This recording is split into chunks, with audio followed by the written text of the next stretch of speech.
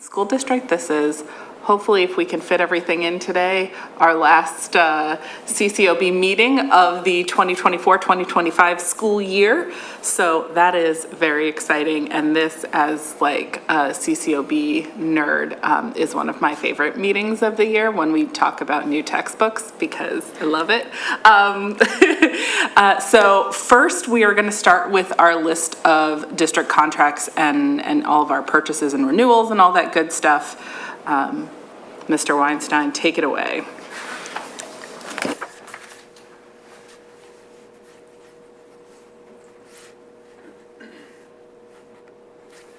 And thank you, and for those of you present here tonight and those watching on their computers. Tonight, I just want to go over the order, so if you're in this for the long haul, you can know what to expect. We do have a teacher that's presenting with us tonight, so we're going to make sure she can present towards the beginning. I will present the district contract and purchases in just one moment. We're going to turn it over for Latin textbooks. And then last meeting, we did a presentation that would essentially make 2 new course recommendations. There were some questions that we went back and answered. We'll have an addendum that are currently uploaded to board docs and present some of those slides that are most relevant to the presentation, which I'll bring up when we get to that. And then we'll end the evening with a science text presentation, which is exciting because the state changed their standards, and we have an exciting STEM supervisor that's really excited about what we're going to present tonight. So we will be able to fit that in tonight, and we're excited to do that. I'll start with district contract purchases, and every May, you'll see the most purchases than we see typically throughout the other months. A lot of these are renewals for the next year, and they're ones that we renew every year. I'll make that distinction as we go. First, you'll see a high school resource, and just to show you from left to right, you'll see what the resource is and the name of it. You'll see the cost, and then the subject and what grades that it will impact, and then a description. Many of these are written so they can be read alone, that if you weren't listening tonight, you can check out board docs and see what they are. And so they're pretty self-explanatory, and I'll go over them relatively briefly, and if you have questions, we'll be here for you. The first one is statistics and probability, and that's a course that we offer at the high school that includes about 80 textbooks between both high schools. It's a 6-year license. It's 160 digital texts, and this is typically juniors and seniors that will take this course. It's not always, which is why we didn't label it specifically. We have Common Lit Pro, which we use from grades 5 to 12, and it's an outstanding resource that gives us data. It helps us benchmarking. It gives teachers resources. It is standards aligned and has been heavily used in ELA across 5 through 12th grade. The next 2, the first one you'll see is for elementary. The second one is middle school. It's the same resource. It's called Curriculum Associates. It's Toolbox Reading, and they are for literacy mainly. It's a digital collection. There's a lot of easy to navigate that provides a complete set of K-8 instructional resources. It's integrated with iReady, and it's something we use annually. The bottom of the page, you'll see Generation Genius, which is for science, and it supplements our science materials with a bunch of additional online activities, reading materials, and videos. The next page, you will see Curriculum Associates, iReady. It's the actual iReady program, an online program for reading and or math that helps elementary. The math specialists use this. It's primarily used as a Tier 2 resource for students that need extra support. Then we have Delta Math, which is at the secondary level. This is used in Tier 1 and Tier 2. It helps students with practice and assessment. And like I said, it's utilized in Tier 1, meaning everyone has access to it. And then it supports students that do not learn in Tier 1 to the level needed in Tier 1 instruction. Dreambox, you recognize that name. That's been in our elementary classrooms for a really long time. That supports math. EBSCO is a library resource between both high schools. Again, research-based platform that students have access to, journals, magazines, newspaper, reference books, other educational resources. This is one of our research-based platforms that we use to support library. Gizmos is science at the secondary level. These are steels aligned. You're going to hear about PA steels this evening in the heart of our presentation. The next slide is flashlight. Flashlight we presented on a little bit earlier in the year. We are going to renew that. We did a audit for our ELD program, and what we didn't have is a software to track ELD learning, and we found flashlight, and it has worked really well for us and highly recommended from the IU and our teachers after using it for the year. IXL learning, we're excited about that. Dreambox has supported students digitally in elementary. This is secondary. We're really excited to introduce this to the high school. We have 4,200 licenses, and as we know, math is complex. We find the most productive struggle in math more so than most subjects, and this is going to help students in Tier 1 and Tier 2. No Red Ink is an annual subscription of electronic resource that supports grammar and writing instruction. This is in middle school classrooms. Pearson, which is a 6-year license for AP Stat and CP and Honors Pre-Calculus. This platform provides teachers access to the entire Pearson math text portfolio, allows students access to the digital text and primary resources for these classes. This is a 6-year renewal. And then the last page is Teachers Curriculum Institute. This is for middle school social studies, and this is a primary supplement that they use to support their learning. Tonight you're going to hear a lot more about TWIG. This is going to be the 6 to 8. This was piloted, and you're going to see a full presentation on that. Also, the standards changed for high school. So this will be a consulting fee. We do not have the new resource for high school, but this will help us align to the high school standards that are changing for this PA Steel standards. And of note, we were at a time where we weren't fully aligned to state standards. When we changed and aligned to state standards, we have always been an outlier when you see scatter plots. Lower Marion's in the top right where you want to be. So what we're doing in this transition with PA Steels, which you're going to hear tonight from KD Davenport, and also supportive of this biology consulting, is aligning our curriculum, make sure we're aligned, and when we do that, our students fare really well. The next one is AP Econ. This is high school only. This is for both high schools, and this is a resource that is a renewal. And then last is the 1-year renewal for Math 7-8. And the presentation tonight, this we hope will be the last year we renew the Math 7-8, and then we go into a new sequence, and we'll be prepared for that. They are the contracts that we have available for May, and I'll pause at that moment. Okay, I think we'll go to questions, but I just want to say that I think it probably makes sense to vote at the end of this to move forward everything but the TWIG, and the TWIG we can vote on after we hear, because we're hearing a presentation on it, we can vote because it's a big contract. And so I'd love to hear more about that. Can you tell me, oh, sorry, anybody else have questions? I'll go last. You have questions? Any, Kim or Anna, do you have questions? No, thank you. Okay. I have no questions, thank you. Okay, Abby, you go ahead. Thank you very much. It was occurring to me as I was reading through this before, and I didn't think about it until now. For the digital resources, is there a login required? Or, is it something that once you're logged into your computer or your device, you can use it? Typically, we have, what's the app called that all students log into? And we have something called ClassLink. So students have one login, and it gives them all the digital resources are uploaded to their profile.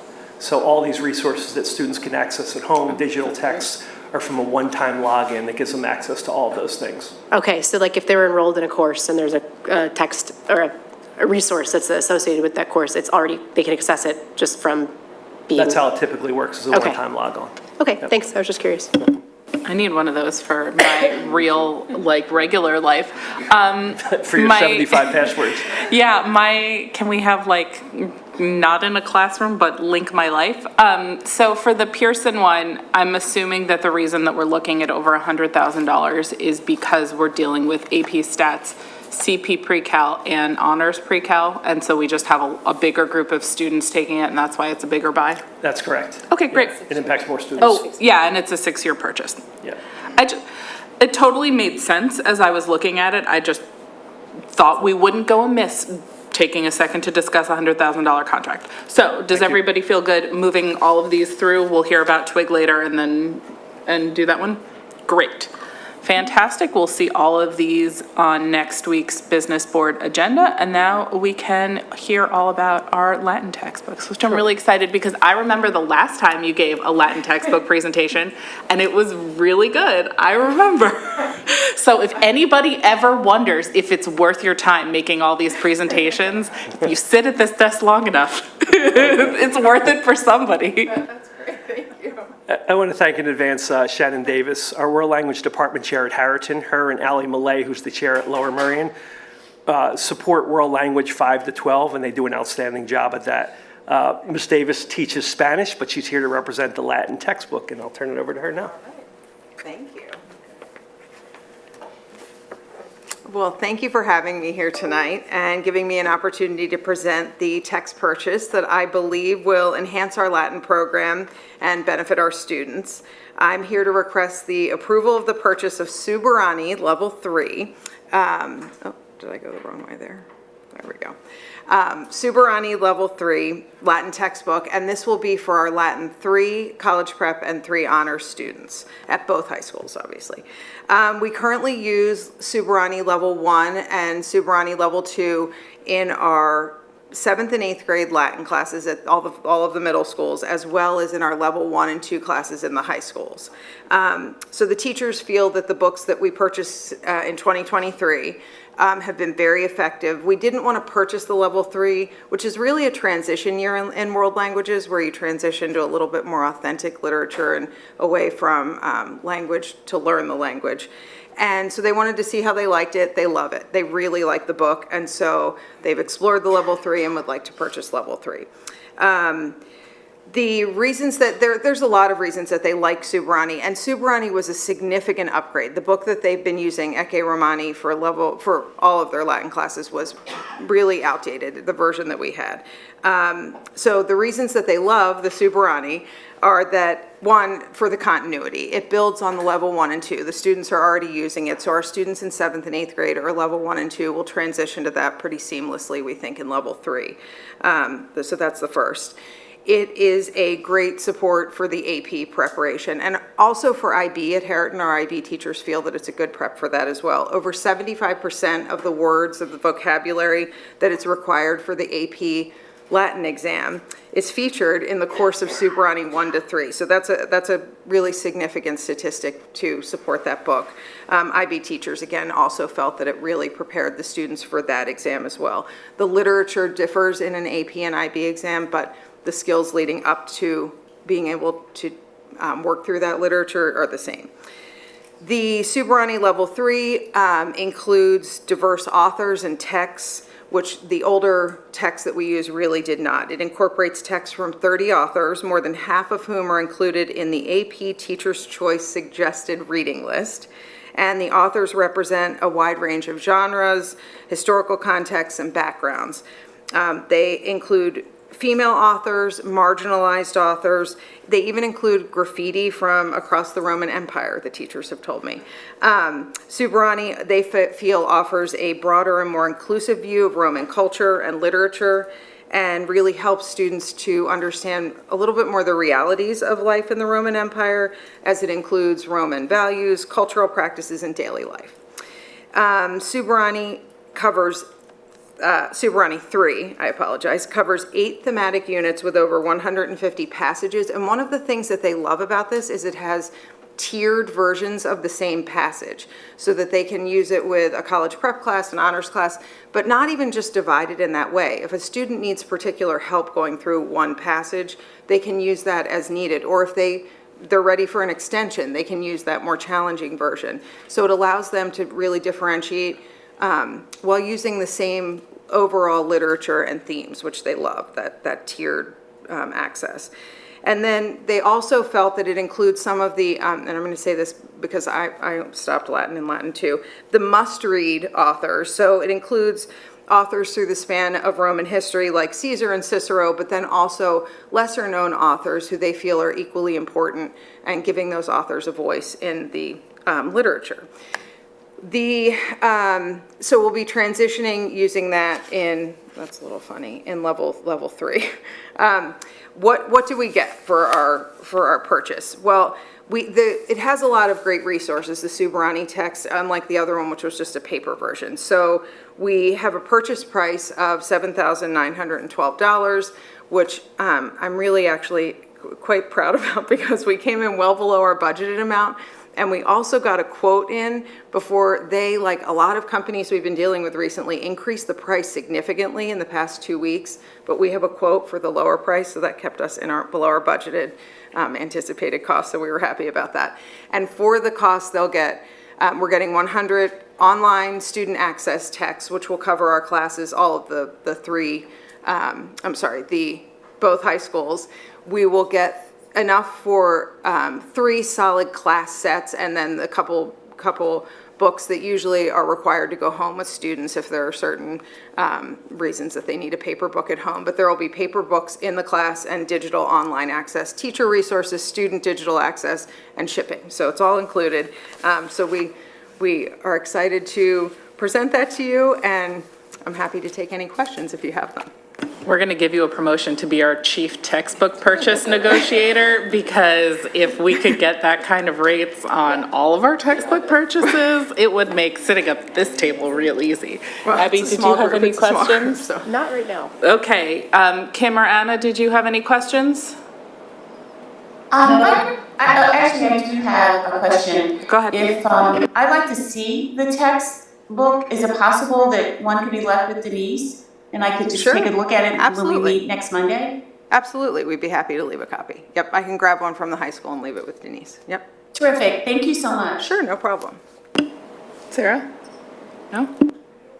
Okay, well, like I said, I remember you presenting this last one, and I really remember it because it was the first round of textbooks where you really said, okay, I saw how the textbook writers actually made an actual effort to make the images and the people in the book reflect both the students and the people who were actually in that society, that like ancient Rome wasn't a bunch of like just white men, Yeah, that's which exciting. is not always what you get in a textbook. So I appreciate, and it sounds like a very quality resource that looks fantastic. They're very So happy. I am very happy to put this forward to the next one. You good? You good? I actually have one quick question. Okay, go for it. This is just so I heard you Ask correctly. away. So it's for 100 text resources.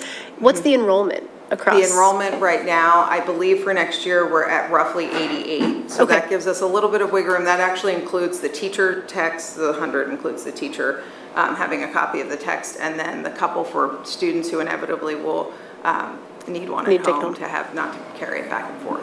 Okay, thank you. And so Sure. Latin 3 is what they take before you, after this, if you wanted to continue on, you would take AP? Yes, so, well, you would go then to Latin 4-H, which they Oh. move away from a standard textbook in Latin 4-H. They're really doing literature by 4-H. What where- is the H for? Because my brain is hearing 4-H. Okay, is it honors? Honors, yes, so we So, but actually. is there just a Latin 4, no honors? We don't actually Okay. offer Latin college prep past 3. Okay. So we have college prep level 1, 2, and 3, and then we have 2 honors, 3 honors, 4 honors, and AP. And we actually have a post-AP class because of some of the changes to the middle school, we do have students coming into level 3 honors Wow. to start high school. Not as many in Latin this year. Next year is the year that those 8th graders who have gone through the new middle school cycle will come into high school, and we anticipate more of them will. And in Spanish, we have quite a significant number coming into 3 honors directly from the high school. So we have post-AP classes for those students. Wow. Yeah, so it's exciting. Yeah. Well, fantastic. It sounds like we will see this on the agenda for Monday night, and All thank right, you for coming and taking the Thank you time very out of much. your Have a good evening. night. Thank you, thanks. Oh, I have one more question. Okay. Ask Go for it, Kim. I'm just curious, this is a curiosity question. Do any of our students participate in the Philadelphia Classical Society with that annual like competition that they have? Oh, yes, yes, the Latin students are very active in competitions. They go all over, I mean, they literally go all over the country competing. We have a very active club at Harriton. If you come into the school at the earliest time that the building's open, the Latin students are in the room. They're there all through lunch and learn. They're there after school preparing for their competition. So they even participate, and Scott knows this, in the fall pep rally at Harriton, the athletic pep rally. The Latin club comes in. Are they leading cheers in They Latin? come in and do a whole thing every fall pep rally. So the Latin. Scott, please send us an email, Yeah. because I would really, really love to hear some pep cheers in The Latin group at both high Latin. schools is really, the teachers are fantastic in our middle schools and high schools. We have a strong Latin team right now, and we're really proud of the opportunities they give kids to engage in Latin outside of the classroom. Oh, fantastic. All right. Thank you. Then we will hear, are we doing math next or are we doing science next? Math. Thank you Okay, again, Ms. we Davis. are going to do the follow-up on our new middle school math sequence with the goal of splitting it to 6 1/2 of 7 and 1/2 of 7 and 8 in 2 years. Thanks for the preview, and thanks for getting excited about the Latin program. Mrs. Davis is right. It's a point of pride. They compete really well nationally. It's also, students get really excited about the being involved in that to a greater level. It's a really healthy club, and shout out to our Latin teachers who create such an environment. I want to draw your attention. This is an image in board docs. There's an actual addendum that has, it's 10 pages. I want to thank Dr. Lilly. Last CCOB in April, we presented on a specific request to create 2 new courses by taking our Math 7-8, and as Ms. Kalish said, turning that into Math 6-7A, 7B8. Essentially, it takes 2 years of curriculum that students have historically done in 1 and makes it 3 years over 2. So 1.5 years of content as opposed to 2 years of content. And there seemed to be a lot of consensus around that logically working. And anytime you bring up math, I mentioned earlier while talking about one of the contracts that there's productive struggle in math. And we like that in school, and sometimes we don't, right? Because we don't like to see our children struggling. But math gives us that opportunity, the nature of it, the sequential nature, that it challenges us to a higher level. And what I've learned over the years of being a building administrator is parents get really concerned when their kids get concerned. And so we always try to discern at the building level of that productive struggle of like, that's okay, and that's part of growth, but it brings a lot of energy and excitement to math, thus more questions. So we recognize that. Dr. Lilly, over that next weekend, after there were a lot of questions about math, rewatched the meeting and jotted them all down. And they came in rapid fire. If you remember from last April, they were coming from the sky, from seats over there, from community comment. They were like I was on my car ducking questions. So there were several questions that came involving math. I do want to point out that one of the areas that I want to do now is remember the purpose is what we originally shared, which is taking 2 years of content, which we heard from just about every stakeholder group that engages with that. That includes students primarily, their teachers who are with them every day, their parents, and building level administrators and the math supervisor, of seeing that. And this is a problem that we wanted to solve. So this simple ask is to take that 1 year and make it over 2. What Dr. Lilly will do in a moment is quickly go over much of the presentation. If you didn't watch last month or didn't get to see it, you'll just get a refresher of what that was and all the work that went into making this decision, who was involved, what the process is, what it was, what we're proposing. And then the questions, there was a lot of questions about calculus. Now, granted, we brought that into the conversation simply to say that every level of math, our lowest level of math is grade level math, and grade level math can get to calculus. So we made that point. And it evoked a lot of people, 19.5% of the students are taking calculus. Why is that? So we went over that a little bit, and some of the data is in there. People asked how well did they do. If you look at that addendum, we do really well on the AP exams. We don't always celebrate it because we value the access to it more than the scores in it, if that makes sense. We want more kids. If you want to take calculus, we want you to take it. We don't gatekeep that course. If you want to take calculus, there's a road for you to get to calculus. So there's a lot of celebrations we can do as a district that we don't always put up there because we value the equity and access more than the results. And if you post the results, that changes a mentality, meaning teachers are looking for a certain type of student to take their course. So I wanted to give you all of that context to turn it over to Dr. Lilly, thank him in advance for the thoughtful presentation last month, and then really zero in on what the specific request is in math of moving 1 year of math in 2 years to 2 years of 3. And I'll turn it over to Dr. Lilly.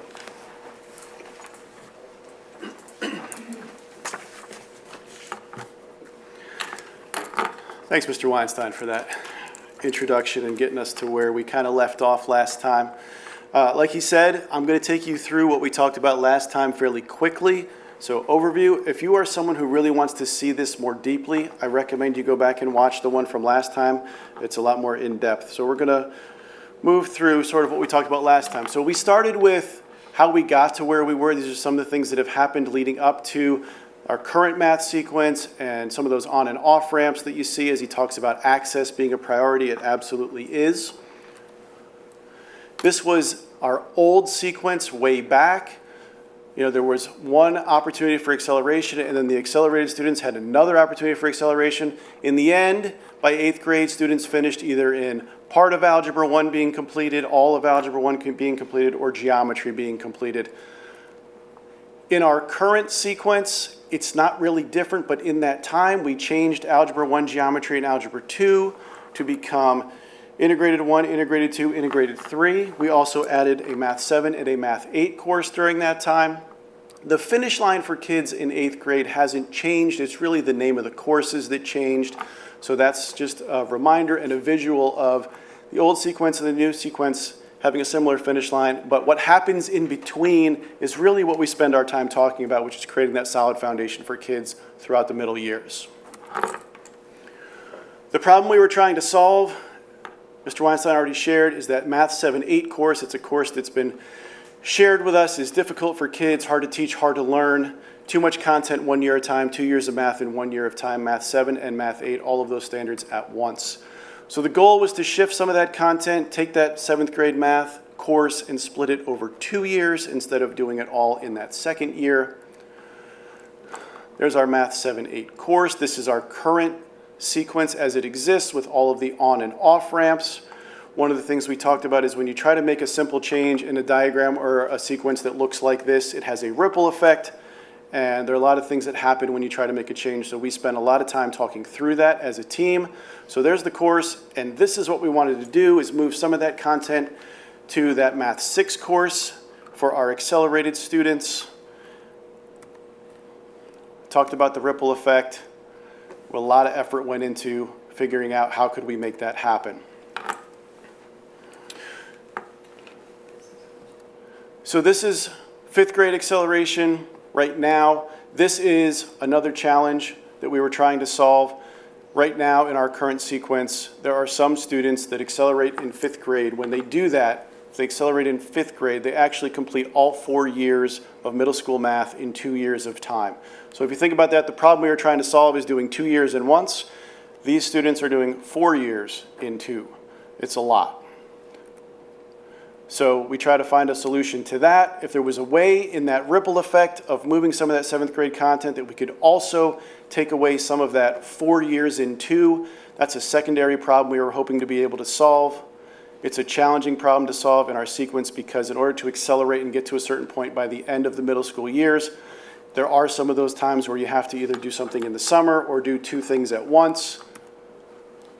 This is where we got to in thinking through all of those things. It does a couple things. The most compacted sequence of courses for a student is 3.5 years in 2 instead of 4 years in 2. That only happens one time. That happens with our students at the end of 4th grade. So if they accelerate after 4th grade, they have that Math 5 summer bridge.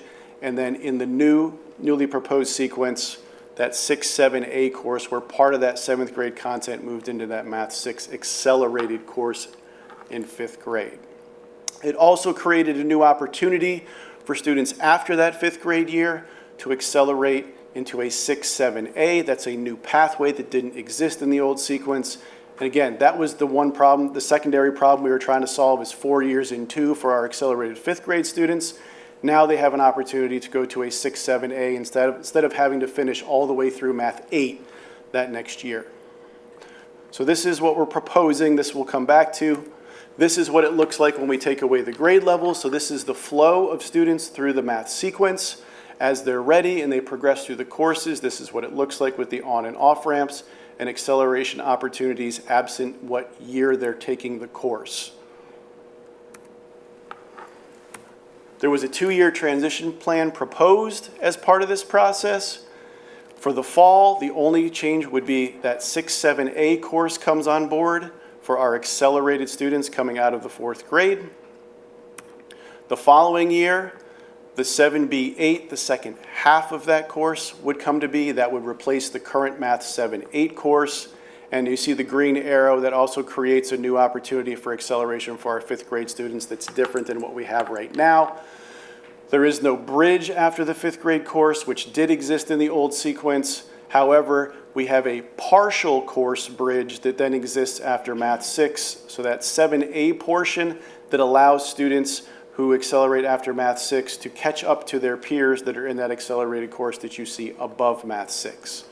So again, it's about access and how do we get kids there when they're ready. And again, this is what it looks like when we take away the grade levels. So that was the presentation. That's the fast version of what we went through last time in greater detail. Then there were a lot of questions. As Mr. Weinstein said, there were questions coming from all different directions that they were. But we put them together in an addendum for you. I encourage people who want to see answers to all of those questions to take a look at that addendum that's posted on board docs. We're going to run through some of those questions here tonight. The ones, as Mr. Weinstein said, are most relevant to the change that's being proposed, which is the sequence of that moving 7th grade across 2 years. Again, this just shows what I just said out loud. That's the change that we're asking the board to recognize tonight and move forward. So the first question that we'll dig into tonight is, where do we start experiencing challenges when we're looking at achievement versus growth? It's really that course. It's that Math 7-8 course. It's existed for several years, and what we notice, and again, I shared this more deeply last time, but when we had a pre-algebra course, that's essentially what pre-algebra was all the Math 7 and 8 standards at the same time. It was a challenging course then, and only some students were successful. In our new sequence, as it exists right now, we do have that Math 7-8 course, which is similar to the old pre-algebra course, and it's challenging again for kids, and we're noticing that that hasn't really changed. I mean, it doesn't surprise us. We didn't really change the content, and students still have trouble accessing that particular course. So it's feedback and things like that. It's difficult, and I'll share this, and I think this is important for people to understand. We get information back from the state in a certain way. We have information in-house in Linkit, where we try to house local assessments and things like that. We have Power School, which is where students are rostered. In the end, those 3 systems don't play nice with each other. So it's really difficult and challenging to try to pull out data specific to a certain course of what course was a student enrolled in when they took some of those state assessments. It's difficult and challenging to be able to do that. So in this instance with Math 7-8, because kids are taking it in different years at different times, it's challenging to pull that. So we rely more heavily on teacher feedback, student feedback, parent feedback. You know, the challenges that we've seen over the years, and those emails and phone calls come in, they tend to make their way all the way up to me and things like that. So I've seen this, I've experienced this, the teachers have experienced this, building principals have experienced the challenges with this course. So really that's the course where we start to see those accelerated students really having challenges with achievement versus growth. Second question we'll jump into tonight. How did this proposal take into consideration student achievement data? What do we expect to achieve through the proposal, particularly with our Black students? So the purpose of this change is really more global. We know that Math 7-8 course is challenging for students. We know it's a lot of content in 1 year at a time. The pacing that's required to get through all of the Math 7 and Math 8 standards in 1 year of time is a very quick pace. We have to make sure we get to the end of that finish line with the content and the curriculum of that course by the end of the year, because they move into integrated 1 that next year. So we don't want to internally create gaps in students' learning by pushing kids through a course and not getting through the content of that course. So that's really the benefit to making this change, is creating a sequence and a timeline that's more accessible for kids. It allows more time for students to digest the content, make sense of the content, and move at a pace that makes more sense for them to be successful and to be able to continue on, especially if they're on that accelerated pathway. There was a question about when the on and off ramps were added.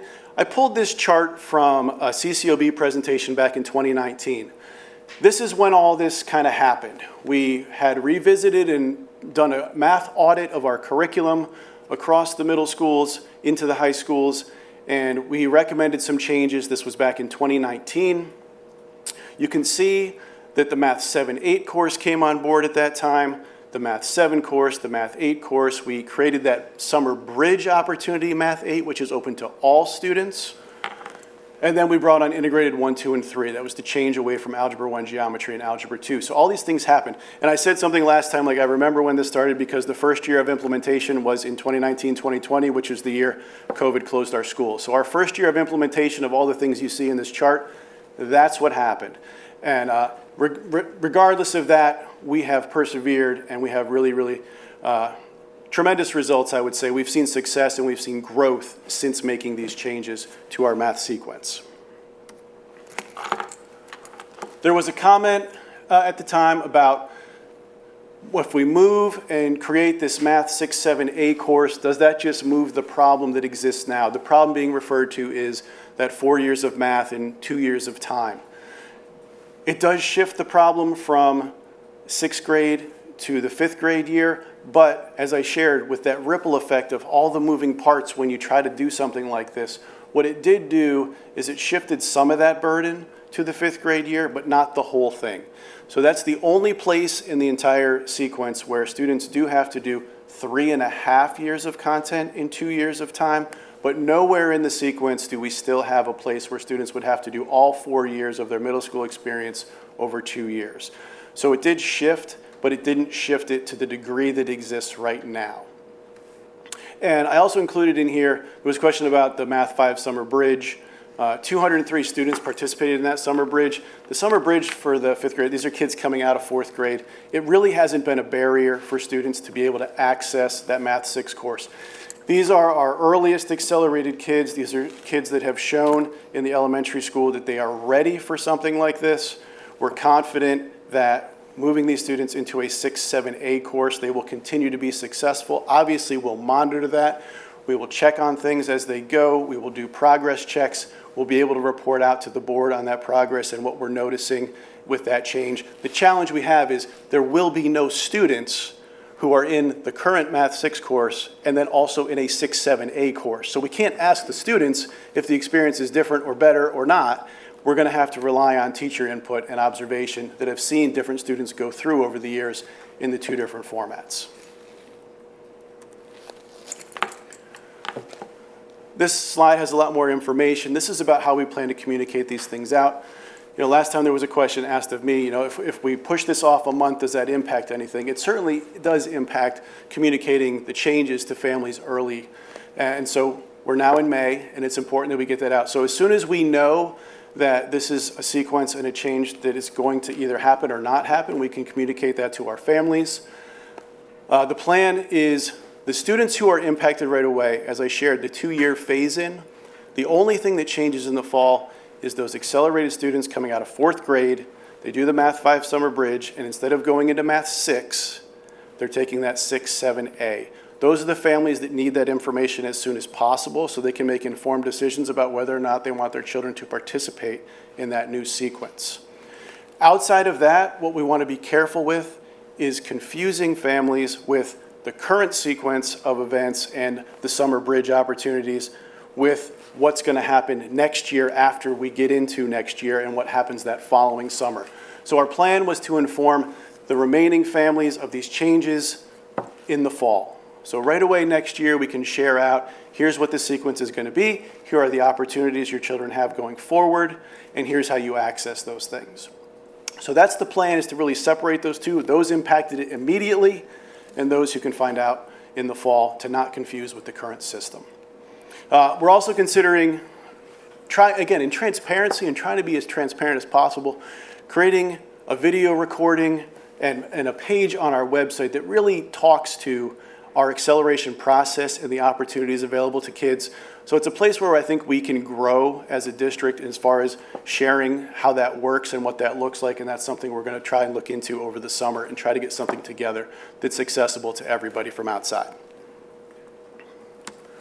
As Mr. Weinstein said, there were a whole bunch of questions about calculus. We did include those, including things like enrollment, the different courses, the scores we've obtained over the years, but we didn't think that they were necessarily relevant to the presentation tonight and the ask tonight, which again is specifically focused on shifting that 7-8 course so that 7th grade in that accelerated pathway can be split across 2 courses instead of all happening in that second one. I thank you and happy to answer any questions you have. Thank you so much. That was really informative. I appreciate the thoughtful approach you and Mr. Weinstein took to addressing all these questions. Abby, did you have any follow-up? No? Anna or Kim, did you want to jump in? I do have one question, and this is the question that I forgot to ask at the last meeting. I know Pennsylvania became one of the states to enact a personal finance requirement for high school students. Have we implemented that course? And if we have not, when do we anticipate making that a part of the math curriculum? You are correct. I think Pennsylvania is like the 22nd state that approved that. We are responsible for making that a graduation requirement the year after next. So we'll spend next year planning on how that will move into the course programming guide and when students will take it and what options we'll have. And the year after that will be implementation. Oh, so it's not until 2027? 26, 27, it'll be a semester. 26, 27, okay. 0.5 credit. You're welcome. No? Anna, did you have any questions? Yeah, I just had 2 quick questions. Thank you so much for the presentation.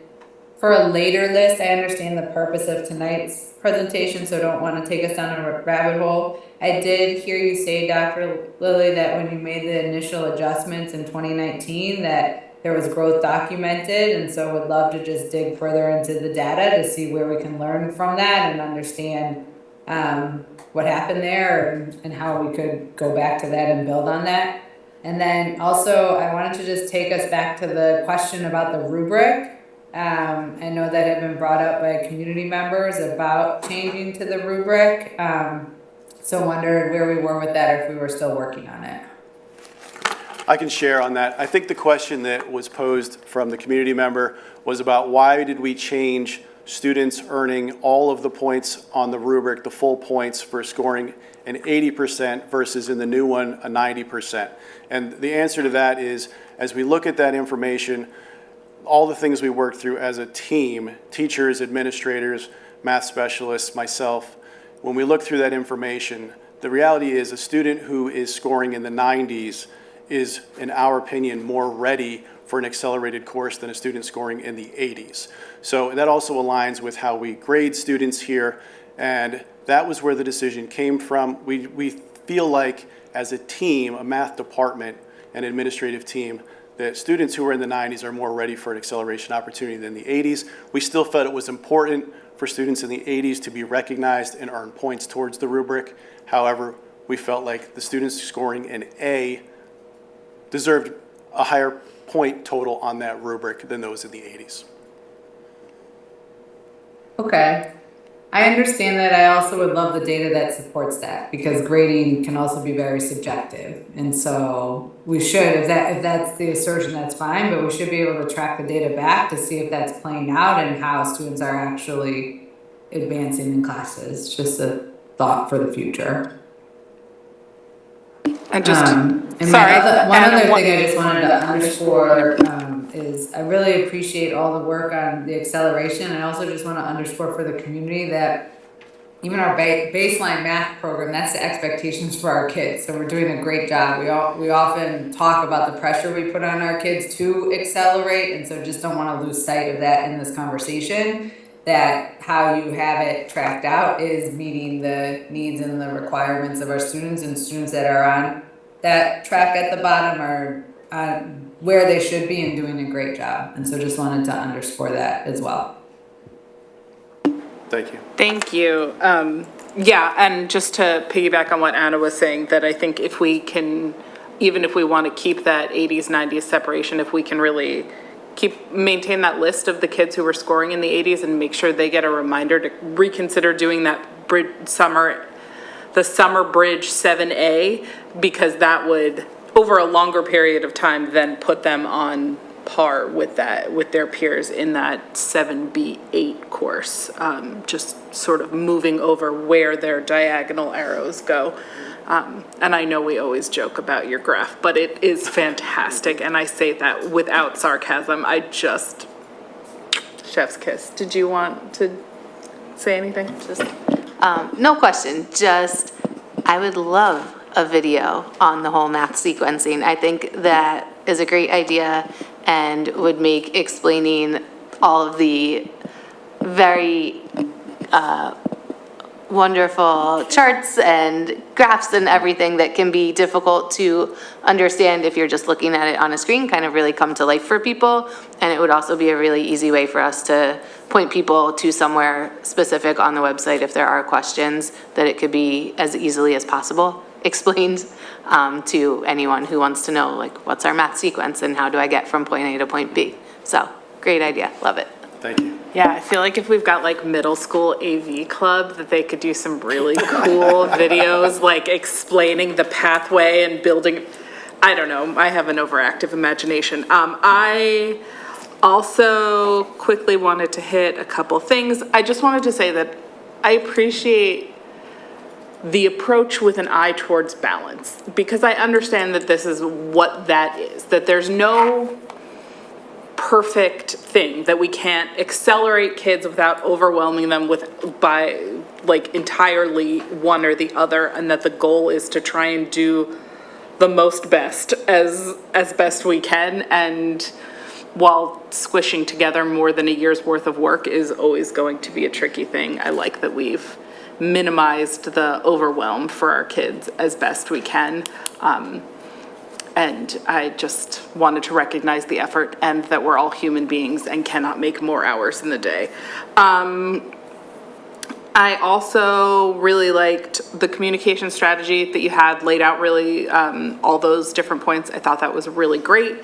And that I know we've talked in the past, Scott and I, when we've had presentations on this, about the supports that are provided currently for students in that accelerated 7-8, and if we could consider making sure that students now in that 6-7A are also included in that group that gets extra bolsters, because 2 years in one is hard, but 1.5 years in one is hard also.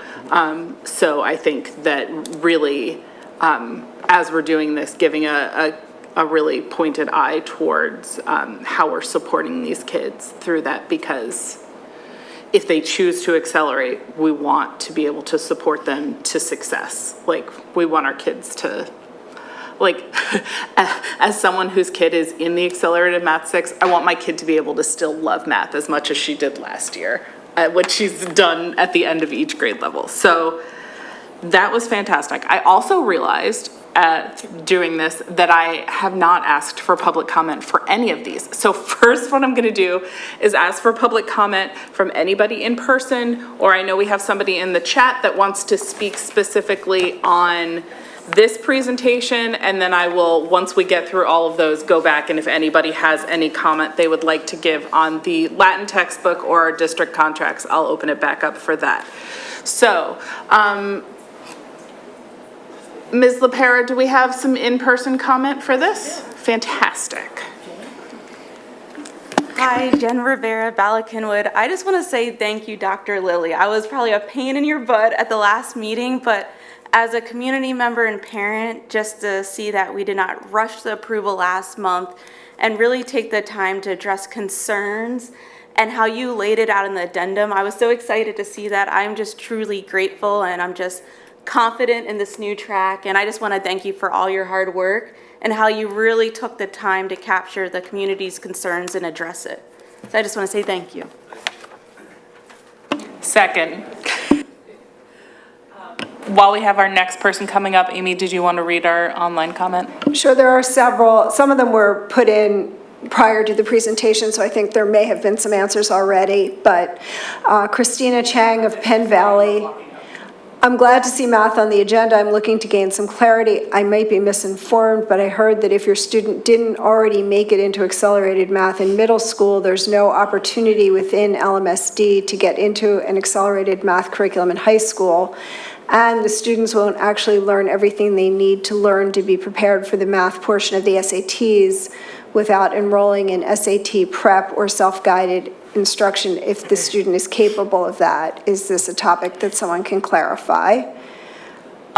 Sorry, well, we definitely, if you look back, Christina, there are, through those maps, I know in previous presentations, we definitely have gone through the different acceleration opportunities throughout middle school and through our high school courses. There are different ways to get ahead on that. And since we've got our in-person, can we bounce back and forth? Sorry to make this extra confusing. Unless, did you have anything else you wanted to add?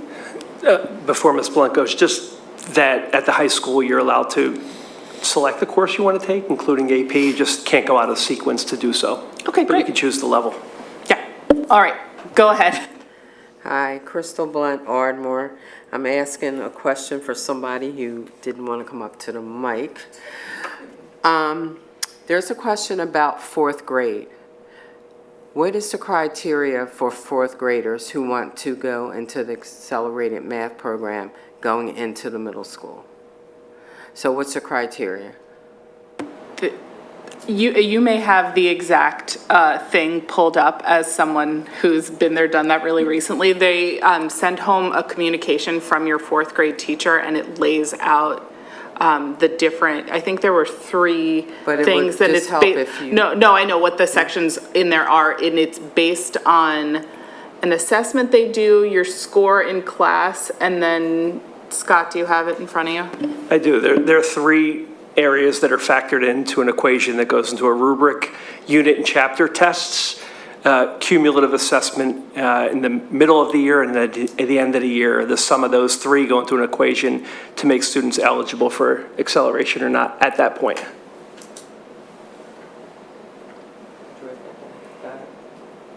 Thank you. You're welcome. If you have a question, you can come right up. You can just sign in with Ms. LaPera, and then you say your name and what town you live in the district, and you can make your comment. Hi, Juliet Jeter, Bryn Mawr, Pennsylvania. I'm just piggybacking off of what Mrs. Blunt said. Do parents have input into putting their child in the accelerated program?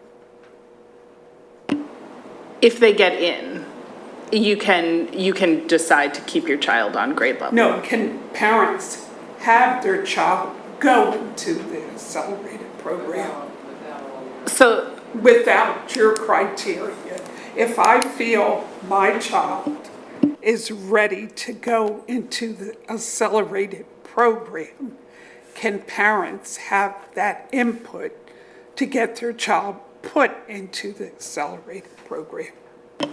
I think I understand the question.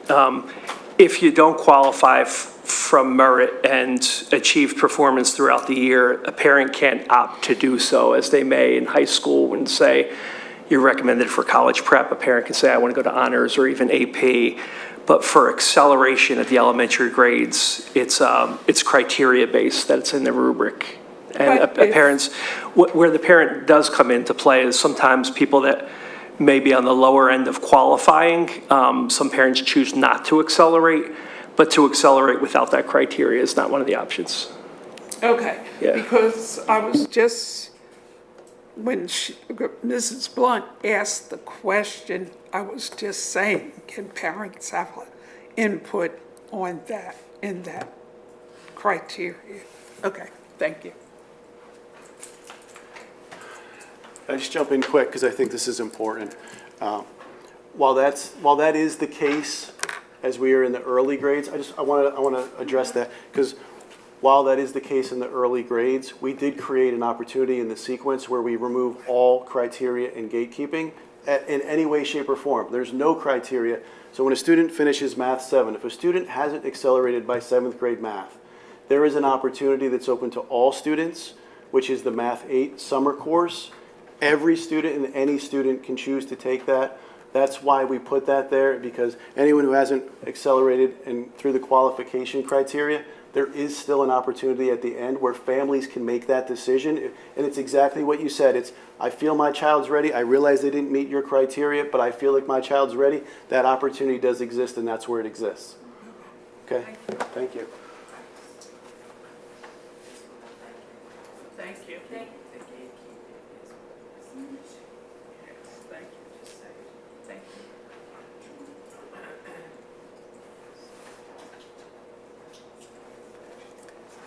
Hi, I'm Juanita Kerber, Ardmore, and just thank you for the presentation. But I was also wondering, could the communication regarding the changes also be during the back-to-school nights or maybe teacher conferences? I think you can't overemphasize the need to mention these things as much as possible so that it's reinforced in parents' minds. Great feedback, thank you. Talia, you want to jump in too? Sorry. Come on up. No, you don't have to apologize. Talia Nassim Ardmore. I thanked Dr. Lilly before we got started because I really enjoyed his presentation the first time. So I wanted to say thank you again publicly. I think it's really great that we're revisiting things and taking new steps to make things better and progress. And I think it's a really great step for the district. So thank you. Always happy when that's what the comment is. Okay, we will go to our online comments about the math program, and then we can open it up for any of the topics that I inadvertently skipped for public comment. Joanna Stone from Marion Station, thank you for sharing such detailed answers to the questions asked during the last meeting, especially the specific data regarding student performance as broken down by student category. It's clear we have a way to go, but the current plan to reduce the pressure point in Math 7-8 seems like it will benefit all students. Please continue to keep front of mind the messaging to families, especially those who might be less familiar with the acceleration process. We hope to see a day when the students in our most rigorous courses reflect the diversity of our district overall. Fatima Rogers, Ballackinwood, thank you for the comprehensive presentation. Did you review the rubric? Was there a change to it? I truly appreciate your hard work on this topic. I will send a detailed email regarding the rubric. I am disappointed to hear that the team feels that students who have 90s are more prepared. Why are feelings in place when we have data to drive our decisions? Michelle McGill of Ballackinwood, can you please describe the detailed plan for tracking all data related to the new math program if it is approved? Additionally, could you explain the organized approach that will be used to report this information to the community, including the timing and format of updates? Why are board members responding to questions related to curriculum when we have the head of math and other administrators present? Parents attend these meetings expecting to hear directly from the professionals who are responsible for developing and implementing these educational programs for our children.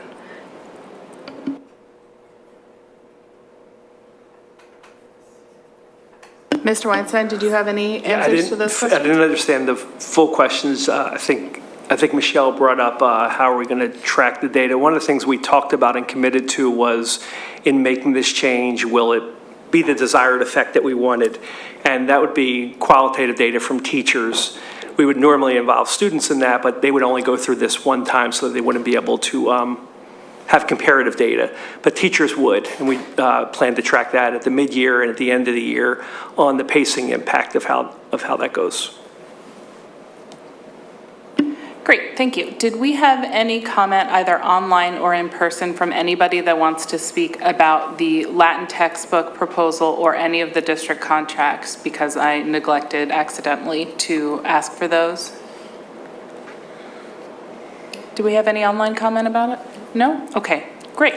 Then I think, how do we feel about moving this proposal to recommend this new course plan of 6-7A, 7B8 pathway for next week's full board? Sarah, you're good? You're good? Kim, you're good? Good. Fantastic, I am as well. So we will, did you have a comment you wanted to make?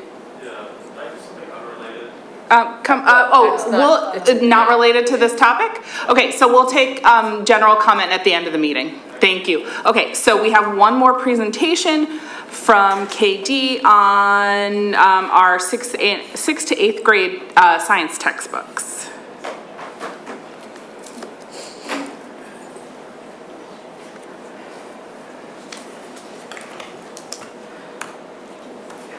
Good evening.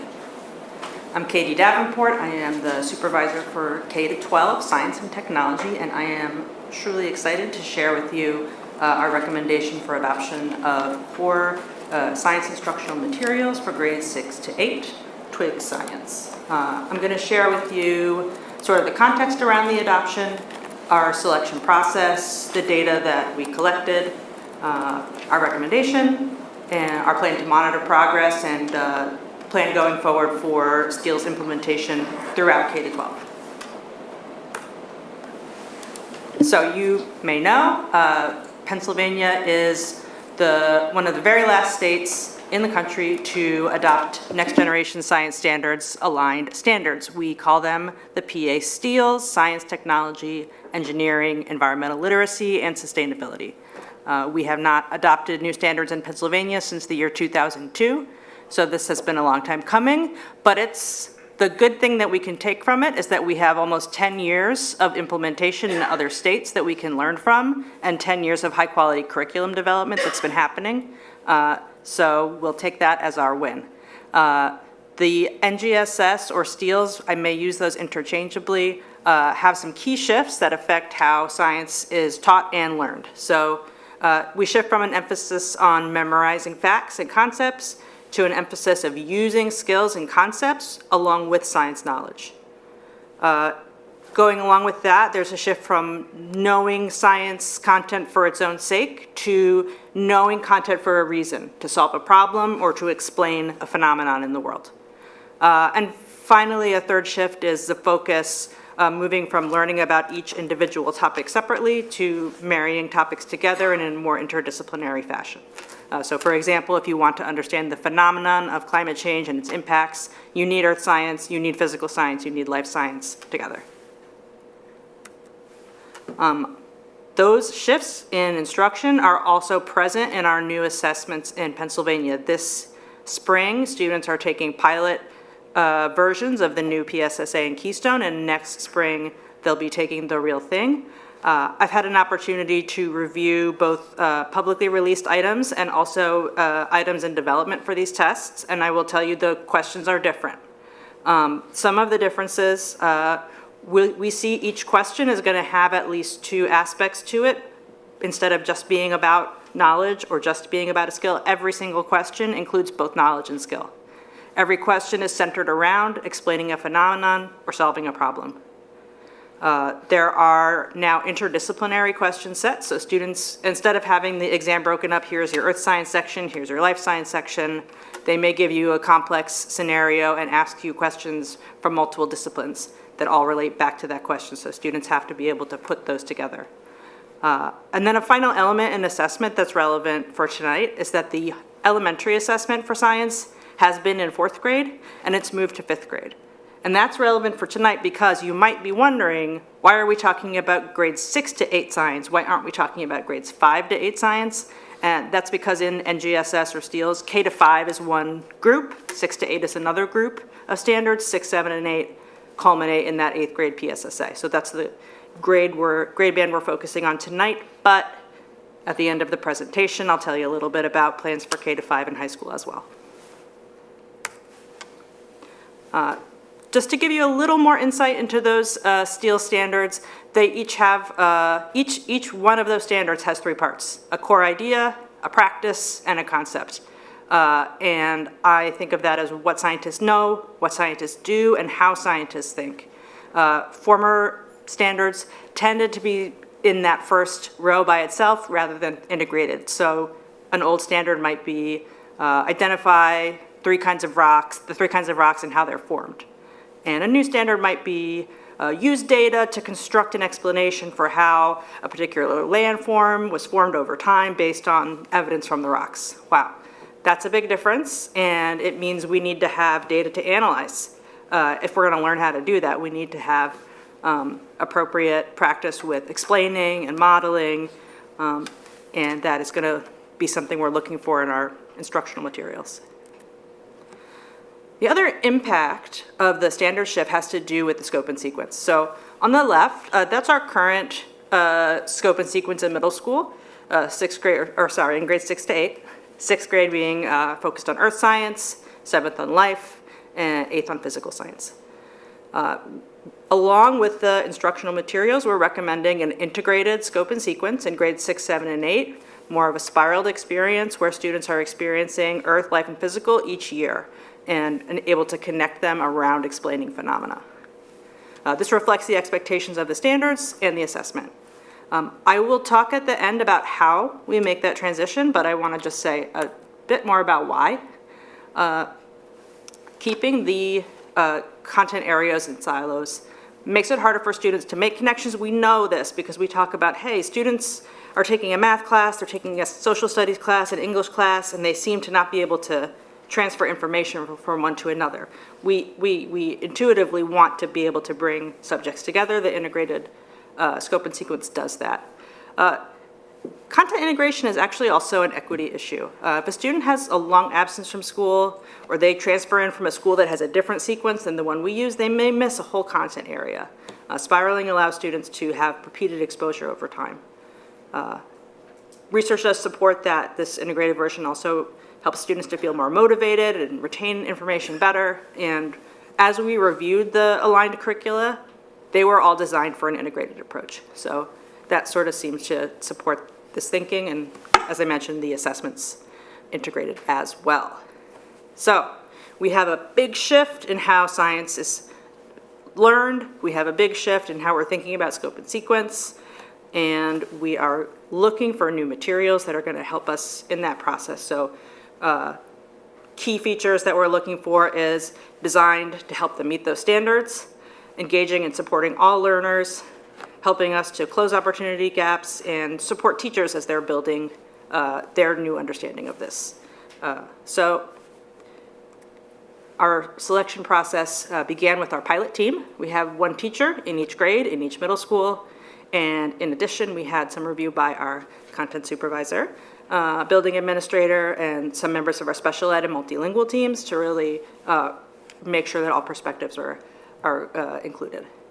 We started with 4 programs. How did we pick those programs? They were 4 that were externally validated as being aligned to NGSS. Those were Amplify, the program Issues in Science, which we all called LabAIDs, which is the company, Open SciEd, and Twig Science.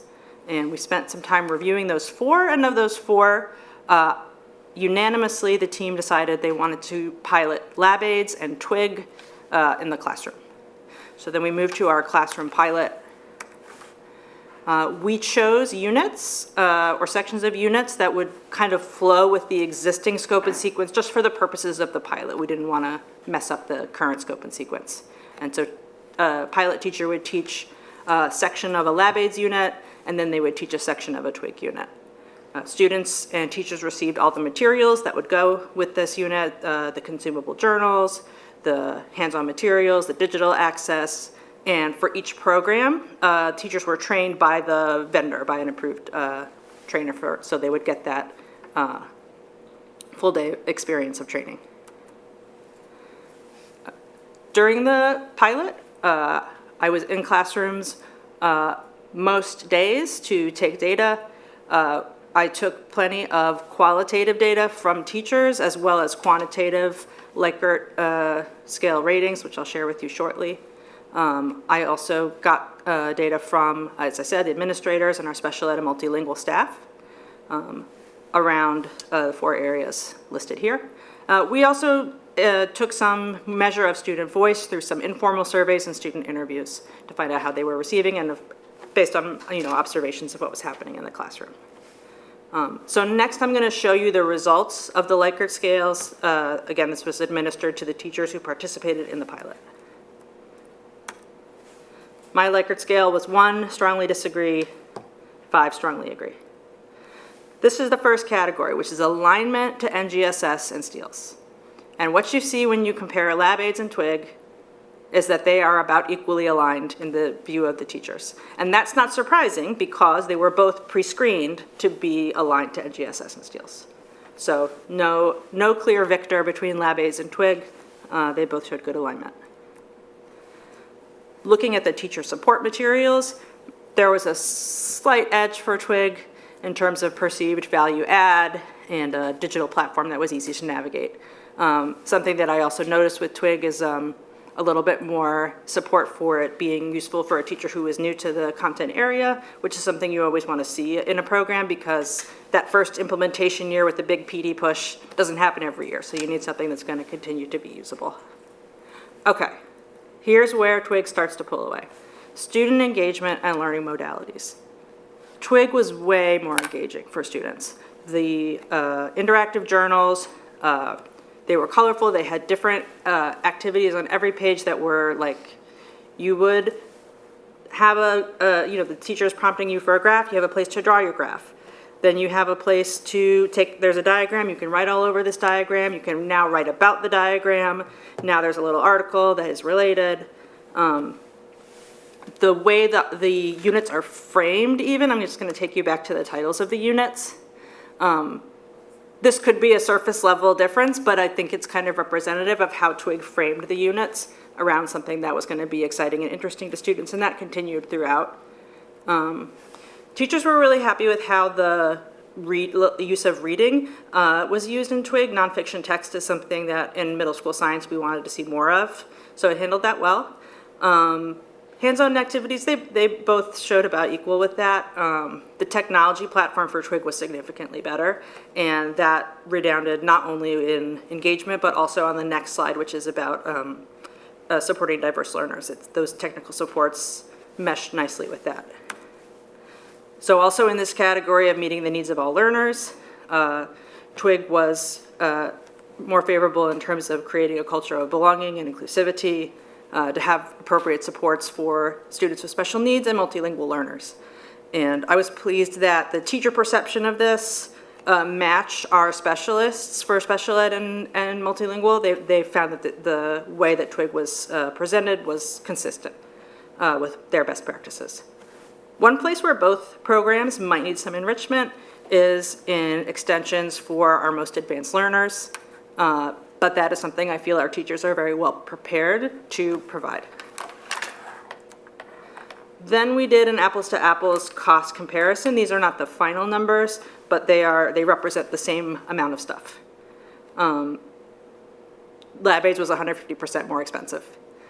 So looking at both our internal and external evaluations with the pricing and the results from the pilot, we are excited to recommend TWIG Science as our adopted core resource for grades 6 to 8. How are we going to get to this integrated model, you might be wondering. It's quite similar to a process that we took in math. While we could take all of our students and plop them right into the integrated model next year, that could create a few problems. Students might be doubling up on certain content and missing other content altogether. And while content is less central in these new standards, it's still important, and we don't want kids to totally miss something. So we are going to begin to roll the ball in 6th grade next year, rolling on to 7th grade the year after, and rolling on to 8th grade the year after. And I know you like a cool table, so guess what? Here's a cool table. All right. breathe it in. The top row is our current this year situation. 6th grade is doing earth science, 7th grade is doing life science, 8th grade is doing physical science. Let's follow the blue box. The blue box indicates the purchase year. So our proposal is that next year we purchase for 6th grade, and 6th graders start on that integrated sequence.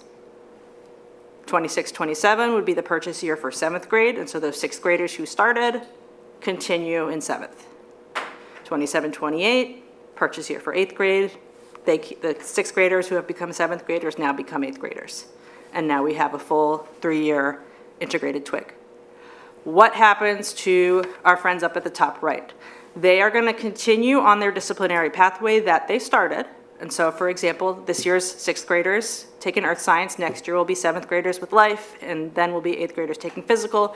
But Twig is going to give access to the curriculum to all of our teachers so we can begin to enhance that curriculum with the 3 dimensions of steels and begin to get that ball moving as well. Okay, now, here's this slide with all the money on it. And I'm showing 3 years of purchasing, and I'm going to focus on the next year, which is the 25-26, but I'm also going to talk a little bit about 7th and 8th just to kind of explain where this is going. Beginning with 6th grade next year, proposal is to purchase 6-year digital licenses for 6th graders. So that's the next 6 years of 6th graders will have this license. First year of consumable books, hands-on materials, and some PD days that we can use over 3 years. I'll show you the PD plan in a few slides. The cost for this is $198,804, and I just want to emphasize this is already in our proposed budget for 25-26. This is not new money that we're asking to approve. I'm showing you the cost for 7th grade and 8th grade as well for 2 reasons. One, I want to point out that they're less. Why are they less? A, there's no PD that's included in those numbers. B, it has to do with the way that 6th grade staffing is working compared to 7th and 8th in science. In 6th grade, we have more teachers teaching fewer sections of science because they also teach math. And so each teacher has 2 sections. And so there's just more 6th grade teachers. 7th and 8th grade have more sections, around 5. So there are fewer sections. So in 6th grade, we have more teacher books to buy. We have more classroom sets to buy. But over time, they'll use them more slowly because they have fewer sections. The other thing I want to emphasize is that the vendor has locked in that digital license rate at the same price for us in 26-27 and 27-28 and put a cap on the increase in the books and hands-on materials, which is nice with everything happening with physical items in our world.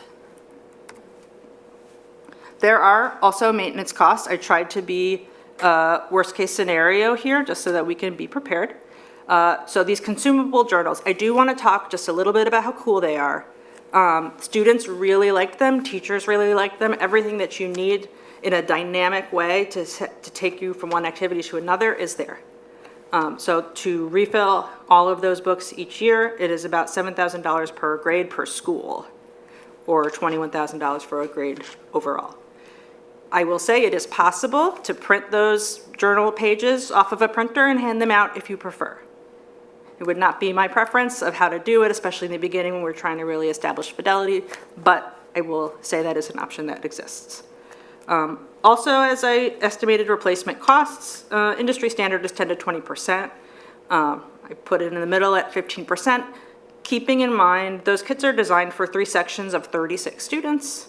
We have smaller sections than that, and in many cases, in 6th grade, fewer sections than that. So I expect those will be used at a lower rate, and we will certainly look for savings on those replacement parts once we know what we're dealing with. Had a chance to talk with several other districts, Upper Darby, Montour School District, and after this slide was submitted to the board, I also got to talk with Penn Ridge. Really positive reviews of the vendor and their flexibility, their willingness and ability to quickly change things or add features as needed. For the record, those districts did not find that they had a problem with the material being rigorous enough for their advanced learners. So we'll see how that plays out for us.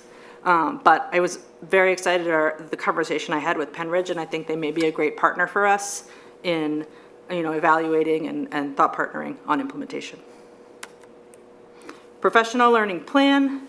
I won't read it all out for you, but it's a graduated plan based on where you are in your grade level with implementation. If you're before, during, or more advanced.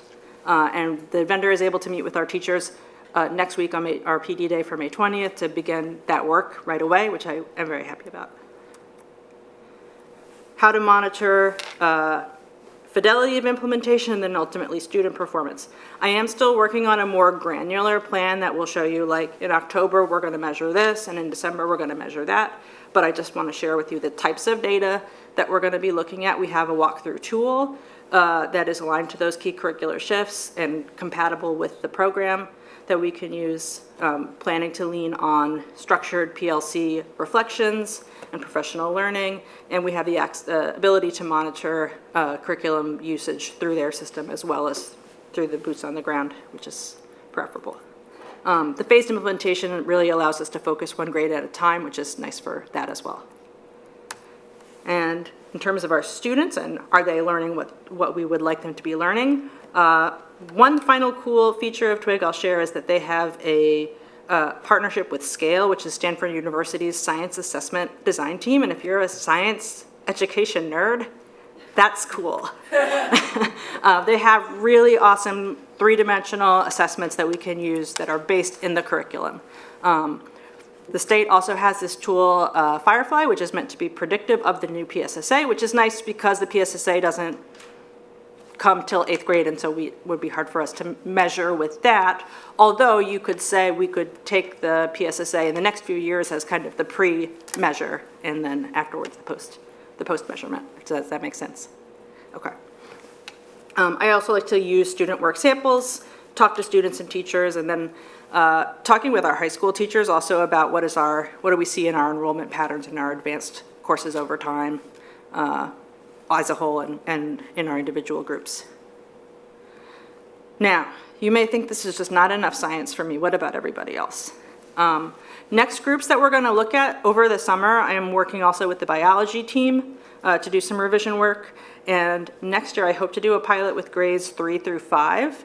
And in that group, I would implement in the other direction, starting with 5th and going down. And I can explain why if you want to talk about it. But I'll leave that for another time. I need to thank the teachers who are part of this pilot. They uprooted everything they were doing to try 2 different new things. And I truly, truly appreciate all of them, as well as my compatriots here in the curriculum team. You guys each were fantastic. Thank you. I'll take your questions. Drew, you're taking notes for me. Thank you. Thank you. That was a fantastic presentation. Abby, did you have anything you wanted to? Not yet. Okay. Things are still I'll circle marinating. back if you have anything. Kim or Anna, did you have any comment? I do have a question. I was just curious, when you were saying that there's going to be like more hands-on activities for the students, well, for example, like will they be doing things like hydroponic gardening or anything like that? Like what kinds of hands-on type things might they do? So I want to say that we always are doing hands-on things. What this program is really going to do nicely is to coordinate the things we're doing with our hands with understanding how scientists think about cause and effect, how scientists think about patterns, how scientists think about collecting data and using it to solve a problem. So that using those hands-on experiences for a minds-on experience is where I would feel this program is shining. Okay. I don't know about the terrific, I don't know but about the I'm just curious, like, hydroponics. if you give me a concrete example of something, just anything from the program that I could imagine. Yes. So students might be using, if they're learning about erosion and deposition, they might be using sand and other objects to simulate what's going to happen to my house if I build my house here, what's going to happen to my house if I build my house there. They might have to draw some graphs based on that experiment and write something about, an argument about where you should build your house and why, using the science vocabulary. Terrific. Thank you. Anna? No questions, thanks. Okay. Thank you for the presentation. Go ahead. Thank you for the presentation as well. Very in-depth and appreciated. Just had a quick question about the kits, and I know it says you can use them for multiple sections, multiple students. Is our plan to purchase a kit for every teacher, or will they be shared between teachers? So for the 6th grade, it is so tempting to say, couldn't we just purchase like half the number of kits and have the teacher share? Based on the way our middle school schedule works, that won't work because they all teach science at the same time. But I think it's okay because after a couple of years, they're gonna go through all that material, and you'll be happy that we're not buying so many refills because they had so much to start with. Sounds good. And then just also knowing from some experience as someone who works in one of the school districts that you talked with and is using it in the elementary level, my students absolutely love it for K to 5. And you really don't need to buy a 5-pound bag of flour when you only need a teaspoon of it. So just things to keep in mind for ordering those type of supplies. And when you start at the beginning, they don't let you buy piecemeal. But for refills, you can use your judgment. Yeah, thanks. Okay, go for it. Is it okay? Thank you very, very much. So when you were discussing the professional development days. Yes. I have a question that's sort of maybe more general, but it has to do with this specific presentation. Yes. So are those professional development days built into the professional development calendar that we already have? Or how does that kind of get chunked out? And then as a secondary question to that is, that I'm assuming that the TWIG professional development is only for the teachers that are going to be teaching that content. So how does that work with professional development more generally, if there are specific dates that, you know? Yes, so this chart doesn't talk about dates, but I did look at our upcoming calendar and think about, okay, so for my 6th graders in August, probably want to do a deep dive on the first module. In October, I probably want to do a deep dive on the second module. By mid-year, we might be able to take some of that to be virtual and work on some more articulation. Meanwhile, who's going to be talking to our 7th and 8th graders? That might be me working with them on those same days. I also see the professional development days as part of my professional development implementation, but definitely not the only thing. Regular visits with PLCs, regular communication through my science leads, regular visits to classrooms, even are part of professional development. Relying on those 2 or 3 days a year, not going to cut it. Yeah, so as we head into the summer, we'll have a plan for the entire year that incorporates all different disciplines, whether it be separately or together. So we'll be able to fill you in more toward the end of the summer. Thank you. Thank you very much. Okay, so I actually don't have any questions. My notes are just like a list of things that I liked, which like snaps for that. I want to start out by saying that I really appreciate the breadth and depth of involvement of folks that you had from different disciplines within the district, particularly looking at our special ed team, looking at our multilingual team, and looking at that student voice piece also to really work all the angles to make sure that we're getting the best materials to support the wide diversity of learners that we have in our schools. I also liked the costing that you were able to get the better product for the better price. That makes me very happy. And the way you laid that out and included the fact that it was already budgeted for. I liked that a lot.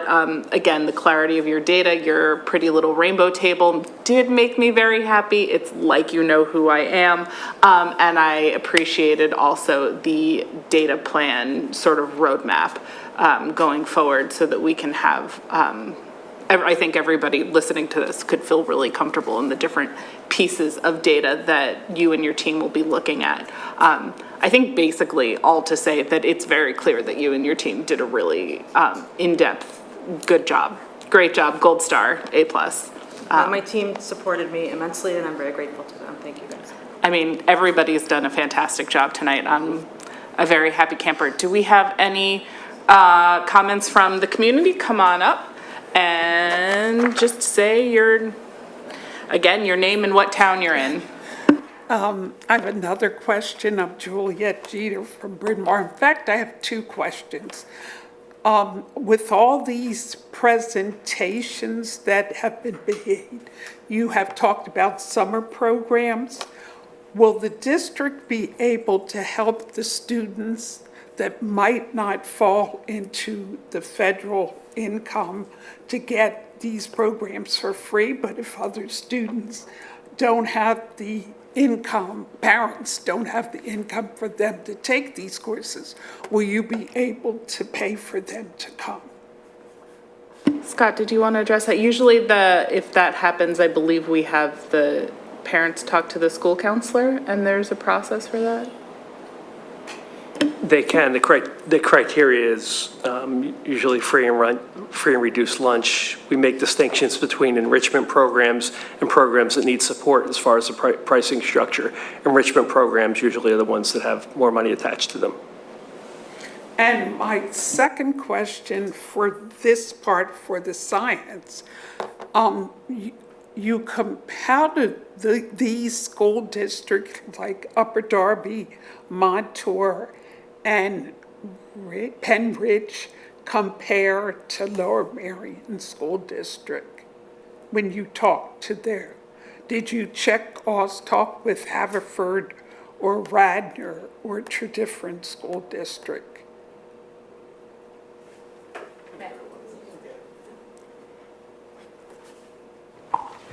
Yeah, oh, whoa. I apologize. So these conversations were specifically... Here, you can come here.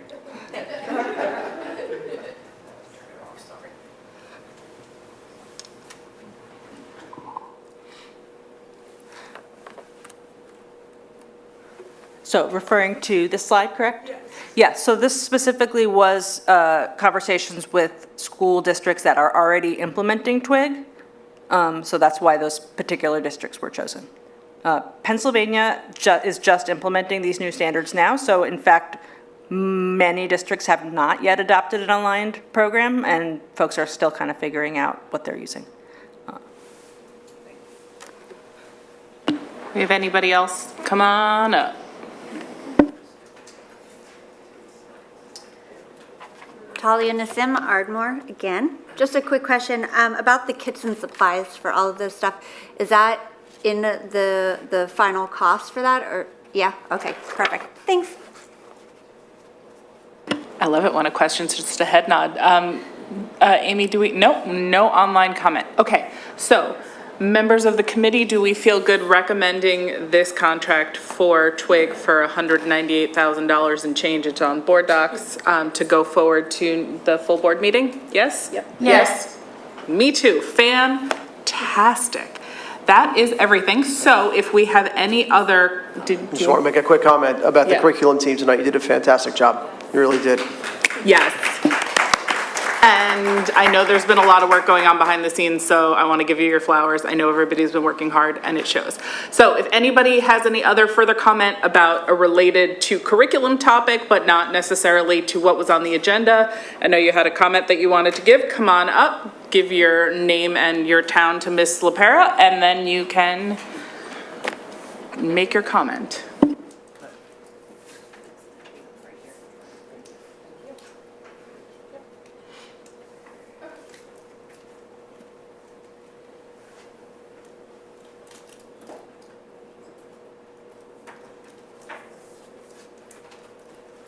Hello, my name's Ethan Kwan. I'm a student at Lower Merion. I'm a senior this year, and I sent the email prior, so this may be getting quite annoying, but I want to keep advocating for the Japanese course that was eliminated. I know that there were efforts to keep continuing it, and I applaud you, thank you for entertaining the idea of keeping it. But I want to make sure those conversations are continuing. We don't have someone to advocate for us. There's no teacher, so we have to do it ourselves, and that's not preferred, but we want to keep making sure these conversations happen. The local community is very supportive of Japanese. I believe that students can grow beyond the classroom. When I took it, a lot of those opportunities weren't there, but just me being a Japanese student this year, people knowing what we were going through, I was invited to many events, many things where people supported me. I went to a tour of Shifuso with a bunch of Penn students. That was an amazing opportunity. It was really fun. And Japanese competition at Haverford College. there are many great events where the Japanese community is supportive of students, especially high school students, that are so little. I know that certifications for teachers are hard, but I would like to continue pushing the school to consider. Thank you. Ethan, before you go, first of all, thank you very much for coming up and talking to us. We appreciate it. Did you send an email today or in the previous days? In the last couple days. In the last couple of days? Thank you very much. I got it and I did read it, so I really appreciate that. But thank you for your comment, and we do speak about it. Thank you. I appreciate that also, and I appreciate you coming to speak in a public meeting, and I will make my request back at you as someone who knows a lot of high school and college students who are learning and speaking and practicing Japanese. Please get an education degree, get certified as a Japanese teacher, and come back to our district, because we want to hire you, our homegrown Lower Merion students, to go and do the thing, see the change that you wanted to make in your community, and come back and do that. So yes, please encourage your Japanese colleagues, Japanese language colleagues, to make that their career path and come on home. So thank you. And with that, I will, that is the end of our curriculum committee for the 24-25 school year, and we will hope everybody has the best summer available to all of us, and then I will see you back here 7 o'clock, September 8th, first Monday night of the school year, right in this room. Have a great summer. We're adjourned.